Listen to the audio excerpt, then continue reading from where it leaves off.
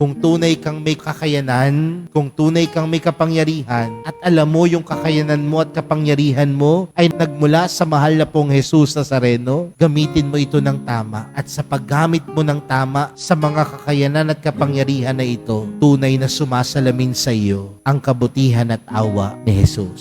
Sumasalamin sa iyo ang kabutihan at pagmamahal at awa ng mahal na pong Jesus Nazareno. Mga kapatid, ang bawat isa po sa atin may kanya-kanyang kakayanan. Pero ang tanong, paano po ba natin ginagamit ito? Ginagamit po ba natin ito sa mabuting bagay? O ginagamit natin ito upang manloko? Ginagamit po ba natin ito sa mabuting bagay? O ginagamit natin ito upang tayo ay mapanglamang sa ating kapwa? May kakanya tayong kakayanan. May kanya-kanya tayong kapangyarihang ipinagkaloob ng Diyos. Nawa, gamitin natin ito sa tama. Gamitin natin ito sa mabuti. Dahil oras na ginagamit natin ito sa tama at mabuti, sumasalamin sa buhay natin ang awa, pagmamahal at kabutihan ng Diyos.